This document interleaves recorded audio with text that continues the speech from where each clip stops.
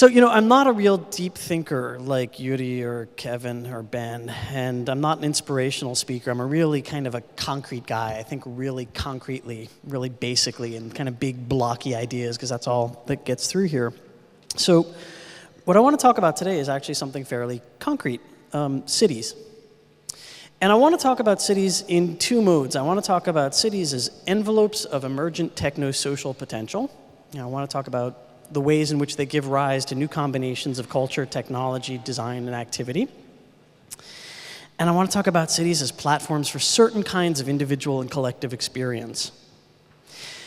Certain kinds that are very important to me, that have been very motivating to me. Thank you for the question, by the way, not consumer activity, creative activity, social activity, conviviality, political action. These are the things that cities do for us that I'm most interested in myself.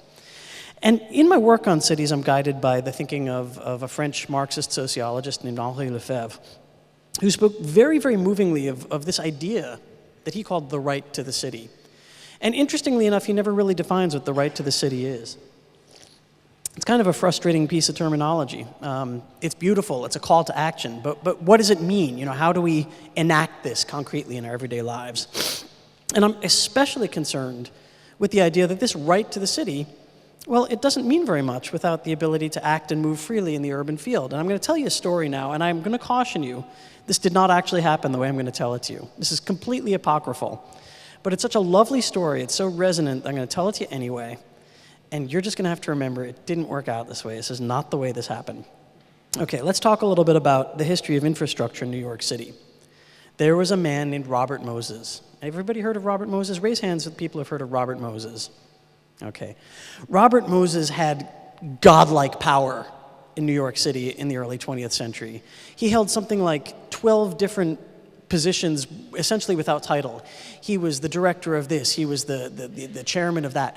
He had power to shape the fabric of New York City that nobody before him had, and nobody since has had anything like. He got to design the New York State Freeway, the New York State Thruway system.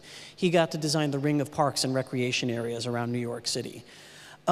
As we are told, and this is the apocryphal part, so be careful, as we are told, Robert Moses was a classist and a racist. And he didn't want anybody who was not a reasonably privileged, upper middle class or better, light-skinned white person using the parks and recreation areas that he designed around New York City. So what did he do? He designed politics into the very infrastructure. He designed the overpasses on the New York State Thruway system that led to all the parks and the beaches and the recreation systems, so that they were just too low for a New York City bus to be driven underneath.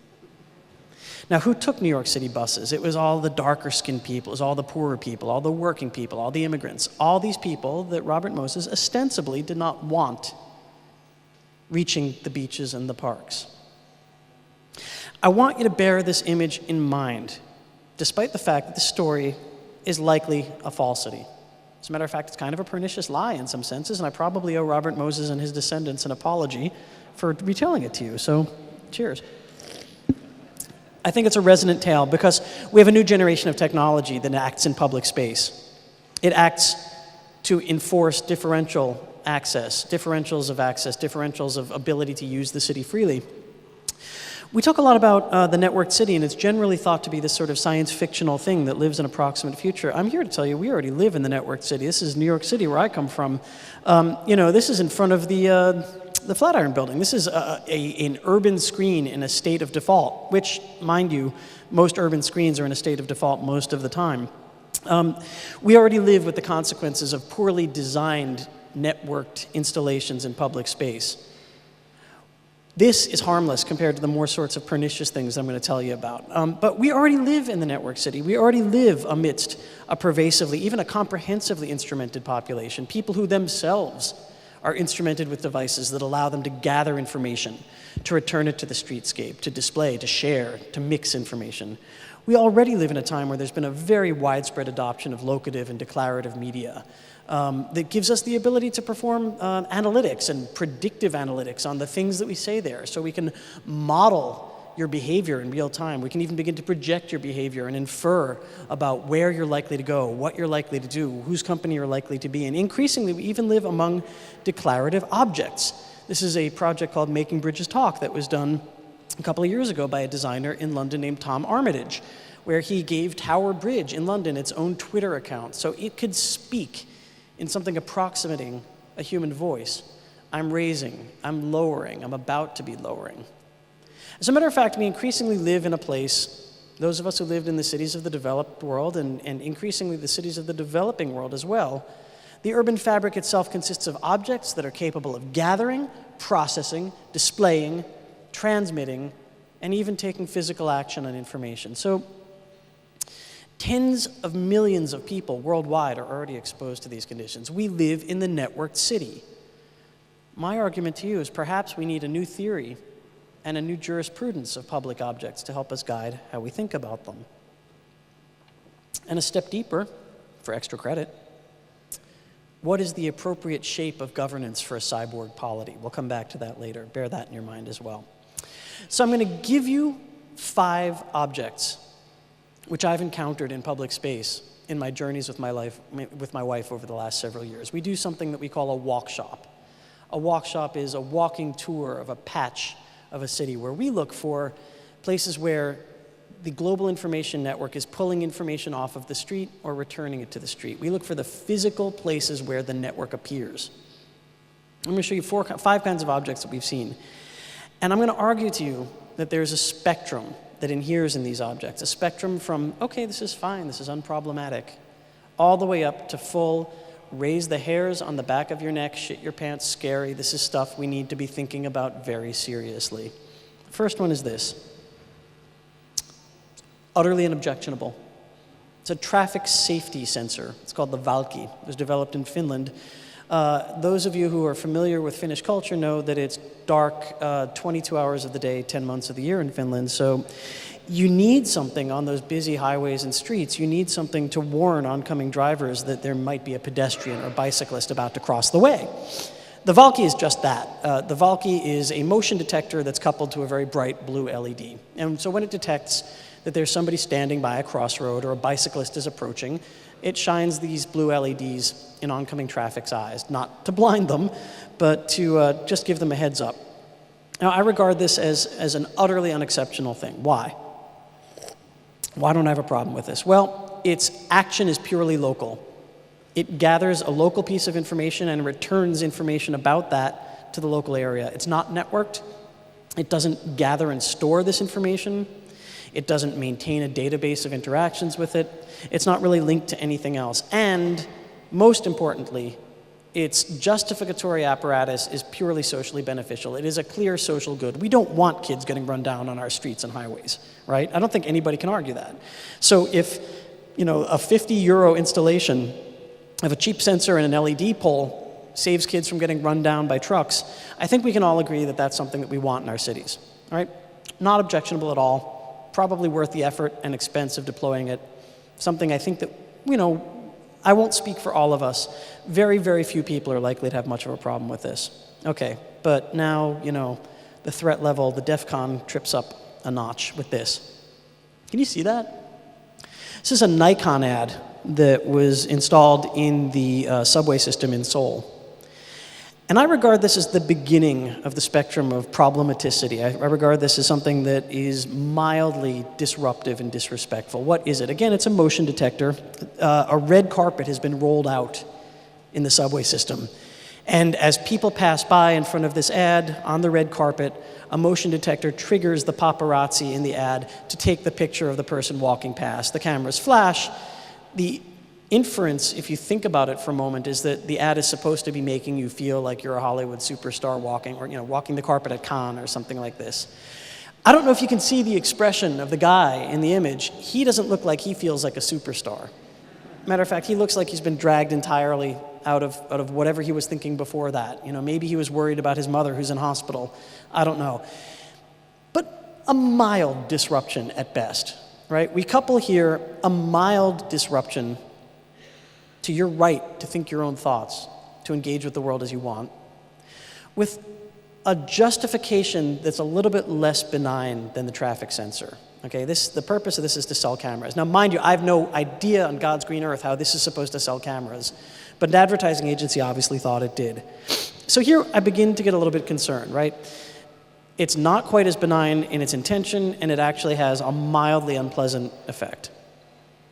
Let's go a step further. This was all over the blogs last year, and most of the people who blogged it thought it was great. This is a touchscreen vending machine in Tokyo called the Akode. This has a huge touchscreen HD monitor on the front of the vending machine, and it basically presents to you very, very glossy, very high-definition images of the things that are inside that vending machine. And you touch it, and it's got this little dialogue that goes on before you buy things. And it's, the interaction is all very elegant, very lovely, right? People love this. I have a real hard time with the Akode vending machine. Why? The Akode vending machine has a camera mounted on top of it. Very hard to see. As a matter of fact, you probably, in engaging with this particular vending machine, don't know that your image is being captured and subjected to analytics at the back end. The Akode attempts to ascertain your age, your gender, and then it actually modifies what it's offering you based on what it thinks, if you're a 25-year-old woman or a 40-year-old man. And it gets a little bit worse because what is stocked in that vending machine in the future, what is ordered across the city, this information is gathered, it is networked, it is databased, it is archived, it is subjected to analytics, and again, predictive analytics. So not merely are there gendered constructions on what the vendors think you want as a 25-year-old woman or a 40-year-old man, it's prescriptive, it's normative, it's telling you who they think you ought to be. It's defining normalcy. And it's doing it in a way that takes place remotely in space and time across the network from this particular vending machine. Your interaction with this vending machine drives other people's interactions with other vending machines like it, not just now, not just here, but elsewhere and in the future. And again, a purely commercial justification. Well, I'm not so happy with that. And here's where it gets really complicated. This is an image from French software, French analytic package. This is something called chi vidi. Chi vidi in Latin means he who watches. Chi vidi is a French concern that offers this analytics package called Vidi Reports. And what it is, they have these video billboards that they want to install in Paris and New York and London. And again, the video billboard has a camera in it, and the camera is very, very cleverly crafted such that you're not necessarily aware, you're not told that your image is being captured, you're not asked for your consent. Your image is captured, and then what you see on the screen is this. The analytics package attempts to ascertain, again, are you a man or are you a woman? Your age to within 4 bands, your ethnicity based on an index of facial bone structure, and it even bounces light off of your eyeballs, and it's a glance counter. It's an attention metric.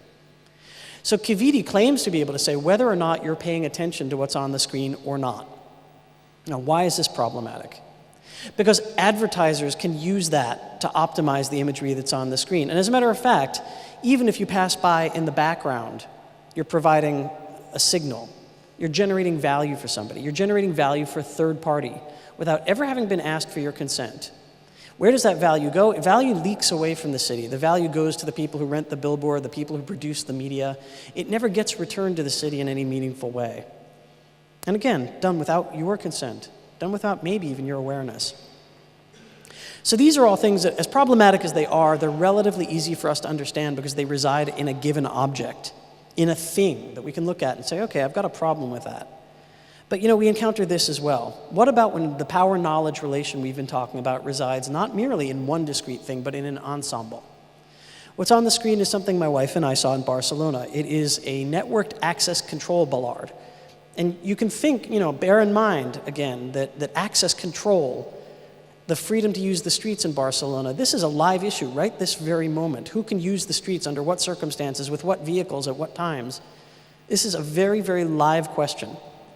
The bollard itself isn't the focus, though. You can see there's a sensor grid that's been buried in the street, and there's an RFID tap station over there, and the RFID station has a keypad on it, there's a camera on it, and there's lighting, and there's signage, and there's an architecture of regulation that goes behind all this. This is Yuri's actor network.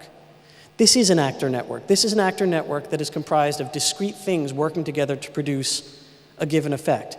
But it's very, very hard to understand it as such, especially if you're not used to thinking in terms of actor networks or ensembles or ecosystems. Especially if you're an ordinary, everyday person trying to engage this thing. Again, it takes its effect in a domain that's separated from the concerns of everyday life and has an extraordinary degree of impact to affect your freedom to use the city. And even that is less problematic to me than this. What happens when power knowledge resides not in any physical object at all or in an ensemble of physical objects, but in code? You know, Lawrence Lessig says code is law. Here's a really interesting example of that. When we did our first walkshop in Wellington, New Zealand, we were told about the CCTV cameras the city had installed 2 years previously. When the cameras were installed, they went to a citizen referendum. The citizens of Wellington were asked, do you want to have these surveillance cameras up around the city center? And the argument they were offered was that they were there for traffic safety, for monitoring patterns of traffic, for improving flow of traffic through the city center. People said, yeah, sure, we want that, that's great. That's awesome. Cameras were installed. Year after that, something else happened though. A new analytics package became available at the back end, this time a facial recognition, pattern recognition analytics package. Now, the police in Wellington use these same cameras to look for known criminals, using unique biometric signatures on the camera network, right? Was that upgrade ever put to a referendum? No, it was not. And even to me, I think about this stuff all the time. The idea of having to put it to a referendum every time you want to upgrade the software package that runs your city's CCTV cameras, that's a little strange. It's something that our jurisprudence hasn't really wrapped itself around. So I would argue to you that we really, really need to be thinking very carefully, very seriously, about what the networking of everyday public space does to us, our rights, our responsibilities, and how we can begin framing laws around it to respond to this new condition. And I got a proposal for you. I think we ought to start by defining these things. I think we ought to start by defining this class of public objects. What is a public object? Public object is any discrete object in the common spatial domain intended for the use and enjoyment of the general public, or any artifact located in or bounding upon public rights of way, or any discrete object which is de facto shared by and accessible to the public, regardless of the ownership or original intention of that object. And having defined public objects that way, we're going to do this. We're going to specify that where such objects are capable of the data collection activities we've been talking about, they must be designed in such a way as to render the data streams they produce open and equally available. Now, what do I mean by open? I mean as an API, as an application programming interface, in that the specifications of how to access that data stream are published and available. I mean that these things ought to offer full read and, where appropriate, even write privileges. And I mean very specifically two economic definitions, that these things ought to be non-rivalrous and non-excludable. Non-rivalrous means that my use of it doesn't preclude your use of it.